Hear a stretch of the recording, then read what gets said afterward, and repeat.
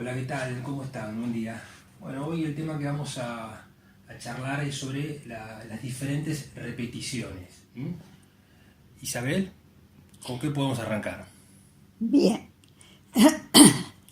la repetición es una característica del aparato psíquico, fundamentalmente del inconsciente, pero los ponemos en técnica porque es un fenómeno que aparece como problema fundamental en la clínica.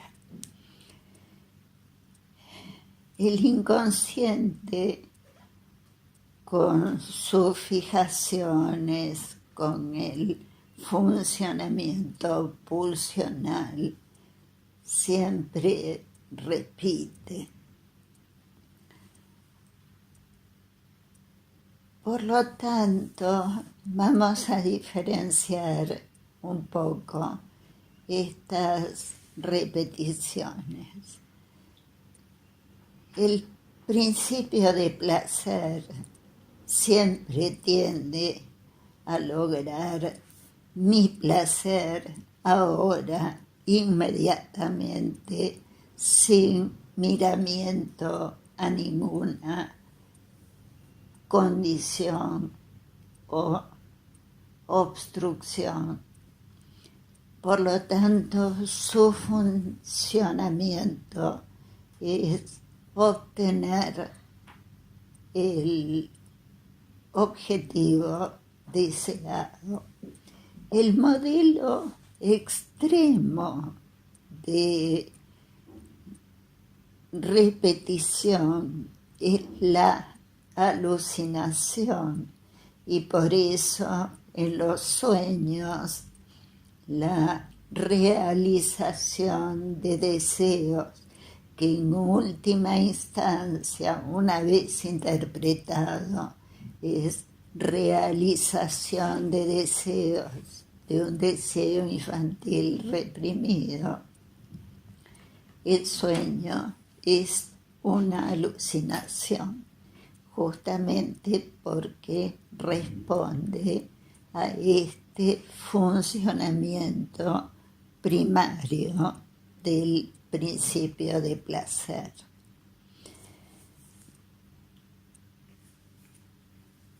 Por lo tanto, las fijaciones que tienden al placer se van a repetir y va a aparecer esto como algún derivado transaccional en la clínica psicoanalítica. Hay otra repetición muy importante que es la repetición traumática, absolutamente diferente a la otra. La repetición traumática es displacentera y corresponde a una vivencia que no ha logrado inscripción. Entonces se repite justamente como vivencia en un intento del yo de transformarla en investidura, en posicionamiento psíquico. Esto es lo que ejemplifican las neurosis de guerra. Son tremendas porque el soldado se ve sometido a la repetición de escenas terribles de guerra. Justamente no pueden ser elaboradas porque no son representaciones que puedan ser pensadas, sino que son vivencias que se le repiten y que lo atormentan. desgraciadamente en muchos casos en que no pueden ser tratadas psicoterapéuticamente o con fármacos, ha llevado a muchos soldados a la muerte. Sin ir más lejos, a soldados de Malvinas.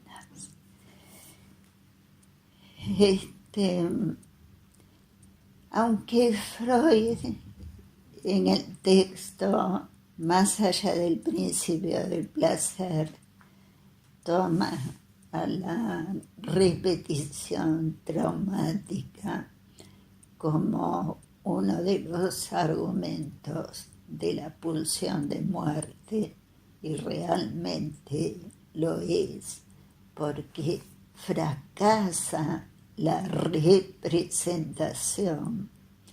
La representabilidad sería un triunfo relativo de Eros.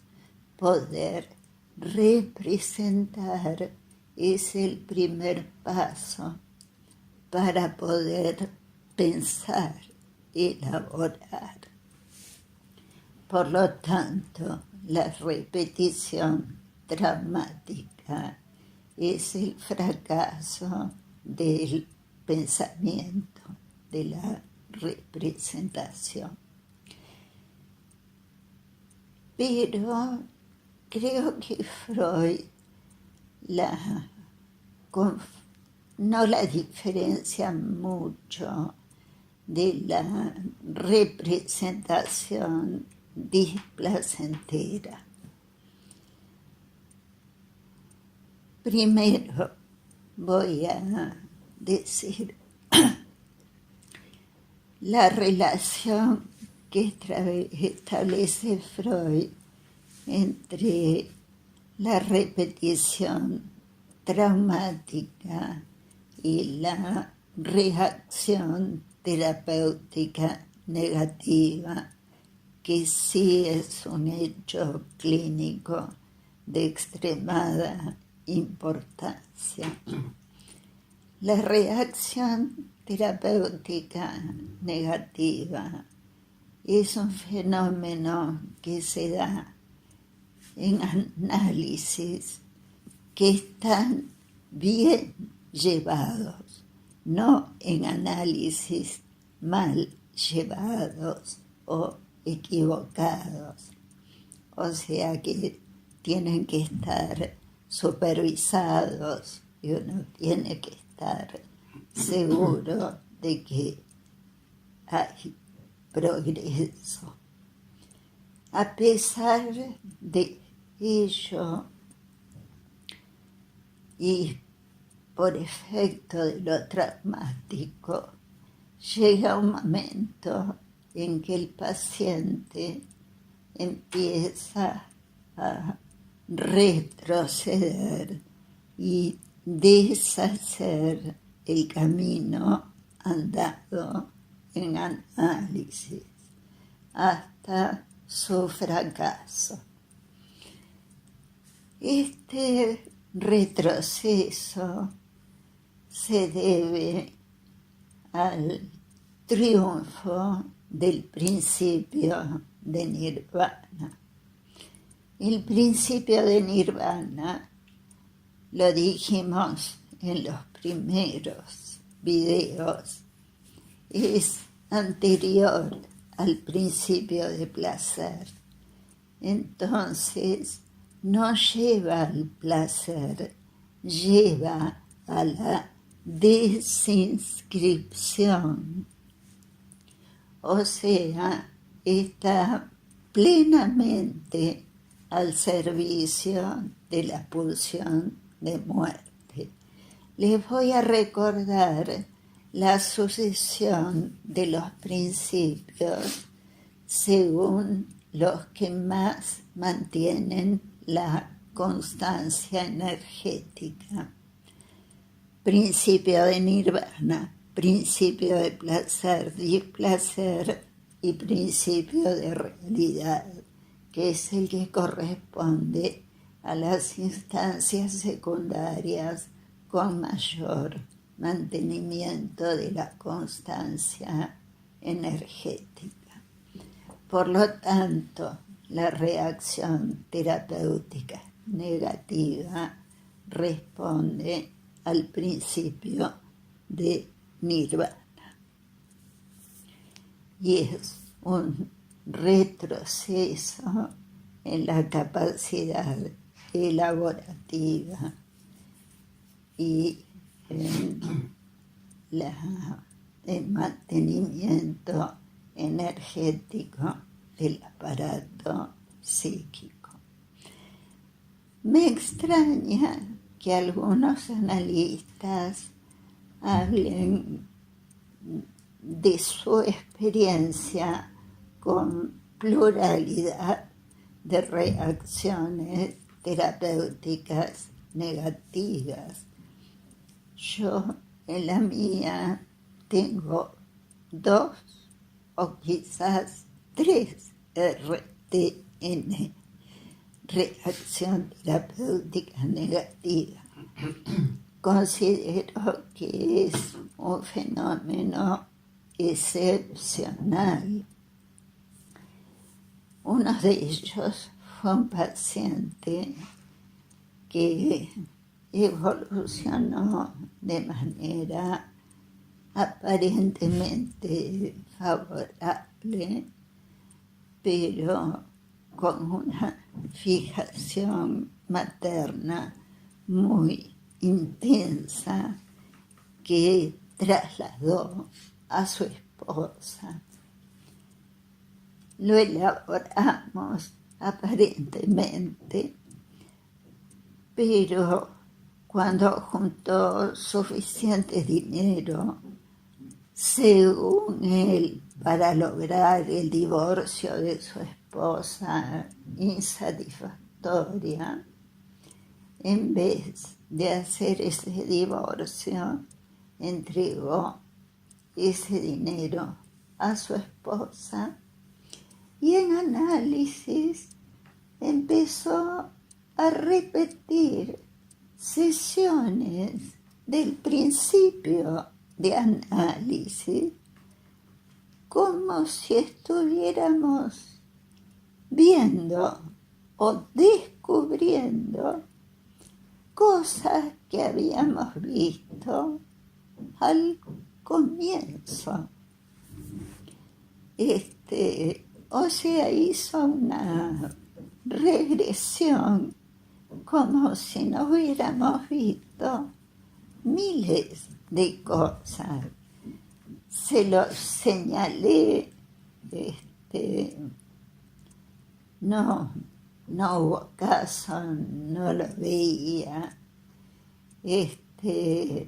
Finalmente, de común acuerdo, dejamos el análisis, entre otras cosas, cuestiones, porque al darle todo el dinero a la esposa no me pudo pagar. Tiempo después me enteré que había contraído cáncer y murió. Bueno, esa fue una reacción terapéutica negativa. Esto último que vos contás es el efecto cerrado del principio de nirvana, digamos, lo de la enfermedad, la enfermedad desatada, el cáncer. Sí, no puedo superar la fijación a la madre. Ahora, acá vos, no analogás, pero decís que lo que surge, el material que surge en análisis, digamos, esa verdad que surge en el análisis, que va en buen progreso, es lo que no tolera y tiene, si te entendí bien, cierto efecto traumático, en términos de no poder ser elaborado, pero no traumático como una neurosis traumática, en términos de que no tiene representabilidad lo otro. Claro. Acá es no tolerado. Acá es no tolerado. Y en ese sentido podemos decir que es traumático, claro, ¿no? De todos modos, a Freud le sirvió la neurosis de guerra para postular la RTN. O sea, vos en este punto vos por lo menos mostrás algo diferente respecto de lo que Freud mostraba con la RTN, que él le atribuía un papel al super yo Exacto. más bien sádico. Sí, Freud le dio un gran papel al super yo sádico y a la culpa en la RTN. No lo descartaría en el caso de mi paciente. Suenan cosas distintas de todos modos, ¿no? Sí, un super yo que castiga con la suena mejoría sí, o la posible mejoría, sí, y sí, otra cosa es que no sí. tolerar lo que aparece te lleva a repetir Sí. el efecto A nirvana. ver si Sí, te entendí sí. bien, Isabel. En este paciente, los conocimientos adquiridos en análisis no los podía tolerar porque de seguir avanzando, esos conocimientos barrerían con las fijaciones que tenía a la madre. Exacto, exacto. Lo que queda claro que no se pudo liberar de la esposa madre. Exacto. Entonces yo no descartaría el papel de un super yo sádico. Pero no siempre actúa un super yo sádico. Creo que a veces es simplemente el principio de nirvana el que está operando en contra del análisis. Pero a mí me parece que aún cuando opere el super yo sádico, semejante retroceso Sí, en este paciente, la enfermedad sí, y la muerte, si sí. no está traccionado por lo nirvánico, me resulta Pero poco probable. estamos viendo pacientes que son histerias descompensadas en cuadros borders, ¿no? Si son cuadros borders, ya el principio de placer está descompensado hacia lo nirvana. Entonces, espero que no hagan RTN, pero ya el factor regrediente del Es importante. principio es muy importante. Sí. O sea, eso es lo que se repite, un funcionamiento nirvánico Hacia atrás. debido a estos déficits que vos señalás en etapas bien tempranas, el narcisismo originario. Claro. ¿Tu paciente, que mencionaste, era neurótico? ¿Qué diagnóstico? No, era. Era como las histerias que estamos hablando. Descompensado. Era neurótico con características borders.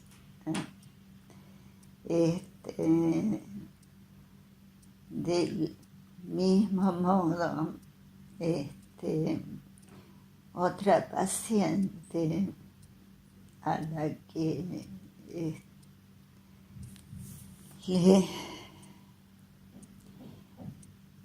¿cómo fue el episodio? Hay puntos de fijación que traccionan mucho más allá del principio de placer, porque tiene 30 y pico de años. Ah, la que buscaba ser levedizada. Claro. ¿Cómo es? Entonces, se encuentran ella, el papá y otro señor.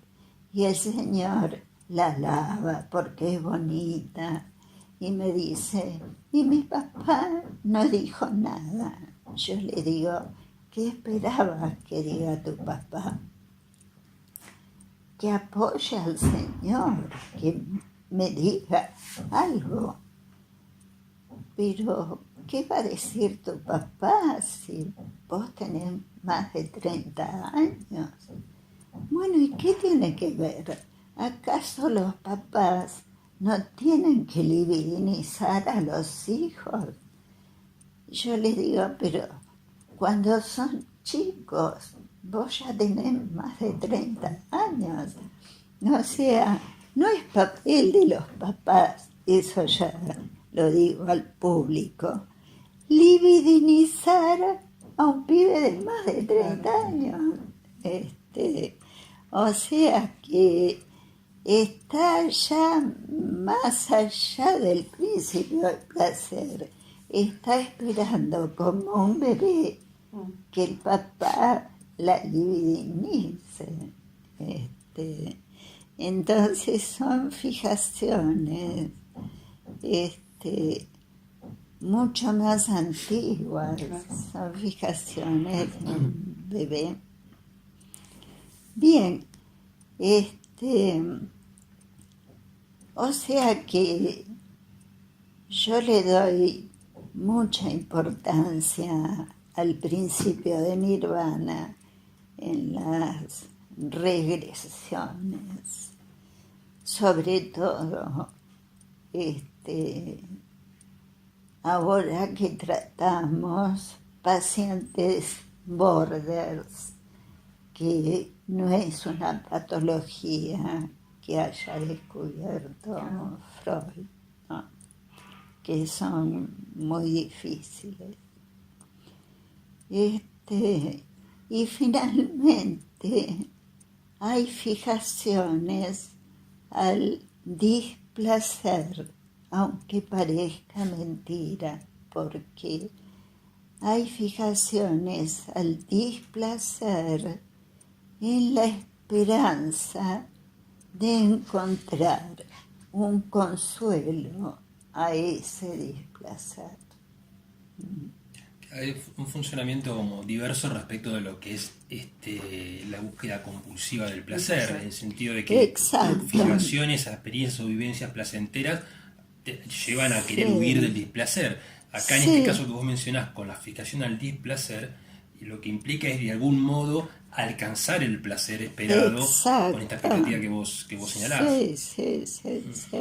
Yo tengo un ejemplo de una paciente de aproximadamente 62, 63 años.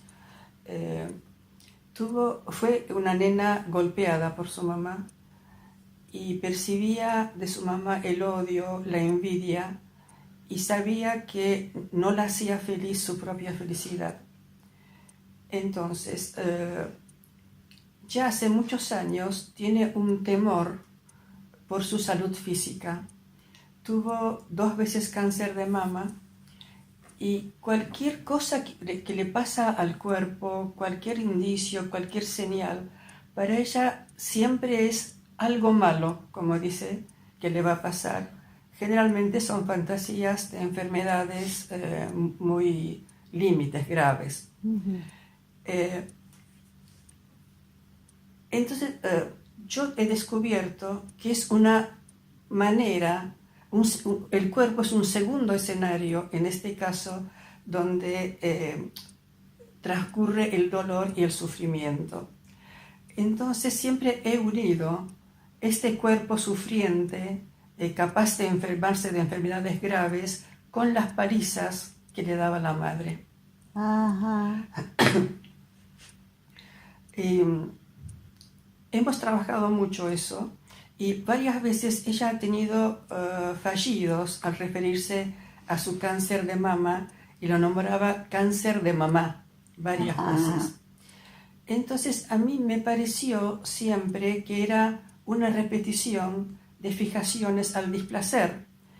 Ella reproducía escenas de supuestas enfermedades o dolencias corporales como una manera nuevamente de retener a la madre que la pegaba y al desamor de la madre, al odio de la madre, que era la única manera de poder tenerla, porque ese desamor y ese odio habían sido las características esenciales de ese vínculo. El masoquismo. Es masoquista, absolutamente. Claro. Yo siempre decía que el día que logre estar mejor, sentirse bien, sentirse feliz, ella creía que en ese momento iba a perder a la madre. Claro, ahí sería masoquismo, Sí. ligadura erótica del dolor. Del dolor. Sí. Cuando estaba bien, periodos de estar mejor, decía, ay Alice, yo tengo miedo, porque tengo miedo de perder este estado de bienestar. En cualquier momento se me viene el cachetazo. Lo decía como una forma de decir, Claro, pero claro. lógicamente ese cachetazo tenía que ver, estaba vinculado con los cachetazos reales de cuando era niña, ¿no?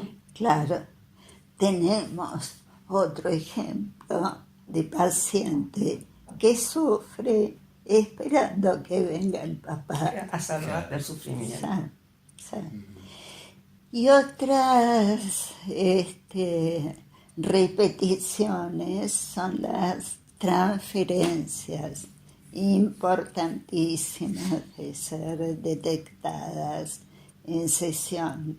Son clichés cognitivos, afectivos, conductuales que se repiten con diversas personas.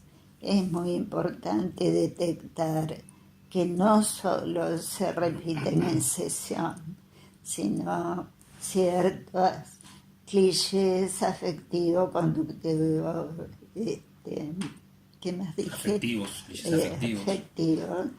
que tenías con papá, los repetís con el esposo.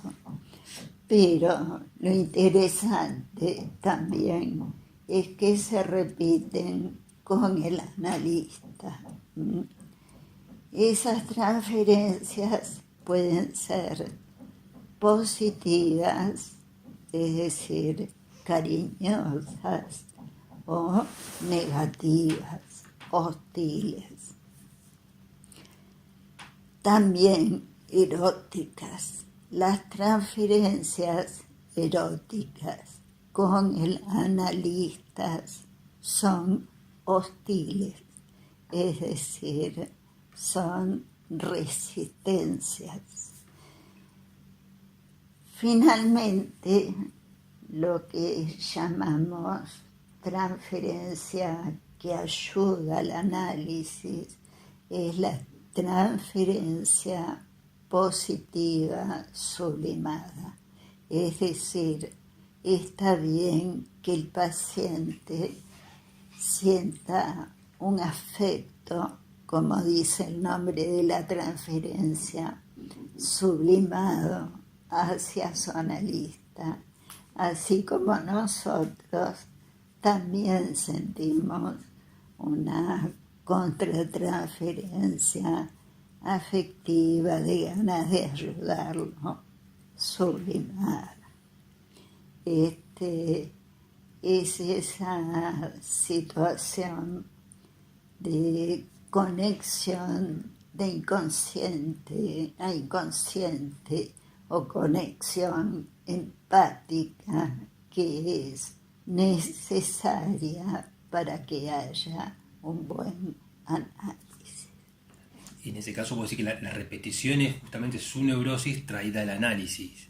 Digamos, no, si es transferencia positiva sublimada, no es No, ahí no, neurótica. pero en el caso de una repetición sí. por transferencia, es justamente que transfiere al analista, digamos, aspectos neuróticos. Sí, la neurosis de transferencia. sí.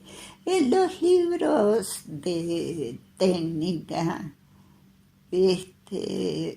solían decir que se daba toda la neurosis en transferencia, sí. pero yo creo que eso se daba en épocas en que los análisis eran de 5 sesiones por semana. Además, permanentemente analizaban la transferencia. Sí, yo creo que se forzaba Sí, yo creo que sí, sobre todo los kleinianos. Sí. Yo empecé trabajando con 3 sesiones por semana. Hoy en día eso ha cambiado mucho y cambia las posibilidades de que se constituya una repetición estable en el análisis. Claro. Pero se da. Sí, da igual. La claramente, una vez por transferencia semana, se da. 2 en algunos casos se alcanza, me parece. Se da. Quizás no se dé con la estabilidad y perfección que cuentan algunos libros de técnica antiguos, ¿no? Pero se da. Y los aspectos repetitivos en transferencia son resistenciales, decís vos. Son justamente son resistencias al análisis. No, yo creo que la transferencia erótica y la hostil. Sí, esa me refiero, las repetitivas. Sí, no, las otras no son son. positivas, justamente por eso. Son instrumentos de trabajo. Claro. Son instrumentos de trabajo, sí. La erótica y la hostil son resistencias, pero el paciente transfiere diversas. Justamente por el setting se le permite que transfiera. Claro. Bueno, creo que estamos bien de tiempo. ¿Seguimos la próxima? Seguimos la próxima. En una de esas intercalamos un tema que está importando mucho en el ambiente, que es los géneros y el sexo. Si ustedes... Sí, claro, categoría incluida actualmente en psicoanálisis, sobre todo, bueno, vos sos una de las que lo ha incluido al paradigma. Sí.